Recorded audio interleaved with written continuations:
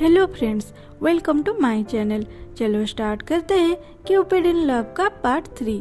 तो पार्ट 3 की स्टार्टिंग में यून, जो कि एक ऑफिसर था, उससे किंग ऑर्डर देते हैं कि तुम सिटी में चल रही मैरिज प्रॉब्लम को सॉल्व करो, वो भी 3 मंथ के अंदर। ये सुन के यून बहुत खुश होता है क्योंकि उसे फिर से यांग सिटी को जाने मिलेगा और वो वहाँ अपने चाइल्डहुड स्वीटहार्ट से मिलेगा। इधर सेन अपने स्टडी रूम को क्लीन कर रही थी और वो बोयान को उसे हेल्प करने के लिए कहती है, मगर बोयान नहीं सुनता और इन दोनों के टकरार के बीच सेन के हाथों से सारे किताबें गिर जाते हैं।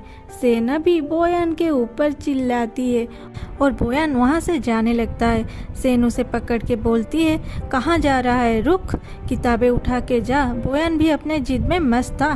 दोनों की खींचातानी में दोनों की ड्रेस फट जाती है, फिर भी दोनों अपने जिद में रहे। अब तो ये दोनों मारपीट करने लगे। इतनी शोर सुन के सेन के पापा ऊपर आते हैं। सेन पापा को आते देख बोयान को लेके छुप जाती है। पापा ऊपर आके रूम की हालत देख के परेशान हो जाते हैं। वहाँ उन्हें सेन तो नहीं मिलता पर उसकी पर्स मिल जाती है। पैसे देख के पापा जी सब कुछ भूल जाते हैं और इन पैसों से क्या खाएंगे सोचते हैं।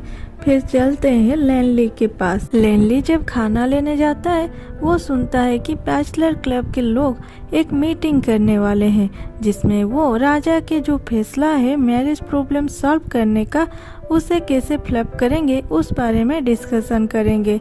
लैनली ये सारी बातें सेन को बताता है।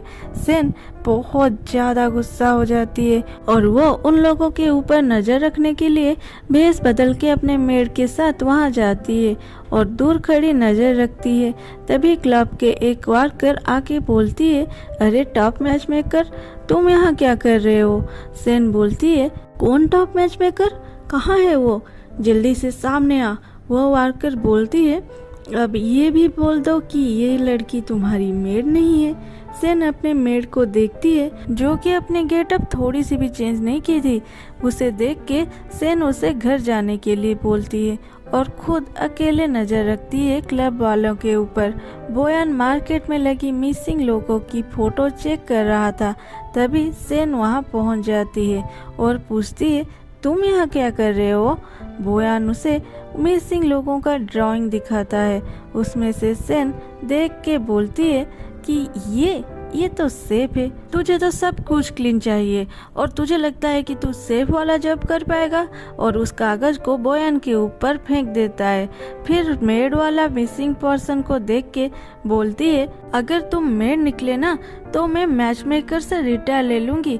फिर और एक पेपर देख के बोलती है, ये ना पूरा तुम्हारे तरह दिखता है, डिटो कार्बन कॉपी, और आप लोग खुद ही फोटो देख लो वो बंदा कैसा दिख रहा था। बोयान ये सुन के उस पेपर को खुद ही फाड़ देता है।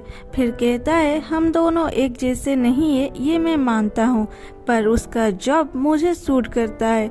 सेन भी ये सोचती है कि हाँ ये टीचर हो सकता है।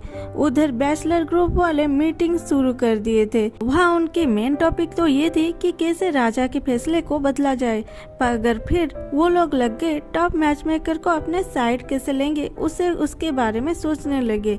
अगर ये एकलौती हमारे साइड आ जाएगी तो राजा चाहे भी तो कुछ नहीं कर सकते, और अगर ये लड़की नहीं मानेगी हम कुछ भी करके उसे उसके पोस्ट निकाल देंगे। इधर सेन भी ट्राई करती है जानने के लिए कि मीटिंग में क्या चल रहा है, तो वो मीटिंग में जाने की कोशिश करती है पर उसे गार्ड अलाउ नहीं करते।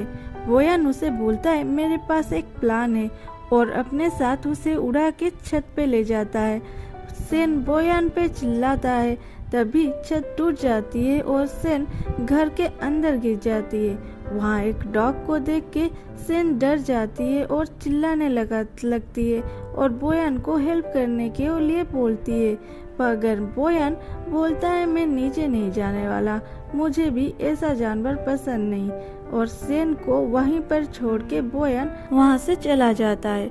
शोर सुन के क्लब वाले वहाँ आ जाते हैं। वो लोग सेन को पहचान लेते हैं और उसकी मजाक उड़ाते हैं, तुम्हें यहाँ कोई नहीं बुलाया फिर भी तुम चले आए, और आए तो आए, चुपके से पीछे से आए, तुम लोगों को शादी करने के लिए बोलते हो, पर क्यों? क्या तुम्हें नहीं पता शादी करना एक पाप है? और ऐसे बोल के उसे बहुत सारी बातें बोलने लगते हैं सारे मिलके। जब सेन घर लौटी तो वो अपने पापा को सारे बात बोले और उसके बाद बाप बेटे दोनों मिलके बोयान की अच्छी खासी खबर लिए। तुमने सेन को हेल्प क्यों नहीं किया? तुम इतने दिन यहाँ रहे फिर भी एक अच्छा सा ढंग सा काम क्यों नहीं किया? तुम यहाँ से चले जाओ।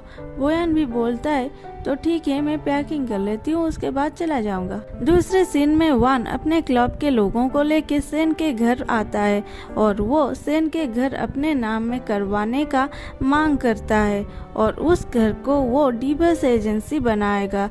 सेन उसे कहती है तुम पागल हो गए हो क्या? हम हमारी घर तुम्हें क्यों दे दे?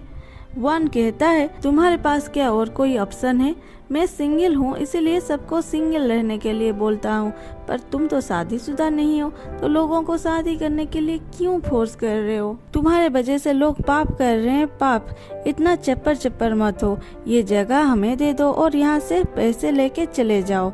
सारे लोग भी वान को सपोर्ट करते हैं और सेन को ये मैच मेकर वाला काम छोड़ के वहाँ से चले जाने के लिए फोर्स करते हैं। सेन अपने घर को बचाने के लिए और ये मैच मेकर वाली जॉब रखने के लिए बोलती है मेरी शादी तो बचपन से हो गई थी। वान फिर मजाक उड़ाता है और बोलता है कहाँ है वो लड़का, दिखाओ तो जरा, हम भी देखे किसके साथ तुम्हारी शादी हुआ है। ये सुन के सारे हंसने लगते हैं। तभी सेन के पापा एक कॉन्ट्रैक्ट दिखा के बोलते हैं जिसमें लिखा था कि सेन की शादी चुए नाम के एक लड़के साथ हो गई है। सेन के पूछने पर उसके पापा चुपके से बोलते हैं चुए तेरी कजिन है जो 3 साल का था तब बीमारी के वजह से मर चुका है। इसके बाद वान और दूसरे लोगों को समझ नहीं आता कि क्या करे, कैसे सेन को मजबूर करे कि वो घर छोड़ के चला जाए। कुछ देर के बाद वान फिर बोलता है कि ठीक है, तो हम तुम्हें 3 दिन की मोहलत देते हैं। अगर तुम 3 दिन के अंदर चुए नाम के लड़के को हमारे सामने ला नहीं पाए तो तुम्हें अपने जगह हमारे नाम करके हमेशा के लिए ये जगह छोड़ के जाना पड़ेगा। सारे लोग इस बात पे राजी हो गए। फिर वान और उसके साथी वहाँ से चले गए। अभी बाप बेटी दोनों परेशान, आखिर चूहे तो मर चुका है ना, अब आगे क्या होगा? क्या मरा हुआ चूहे वापस आएगा या सेन को घर छोड़ के जाना पड़ेगा? जानने के लिए सब्सक्राइब करें और मिलते हैं अगले एपिसोड में, और वो जल्द आएगा क्योंकि मैं अभी फ्री हूँ। Bye bye and take care.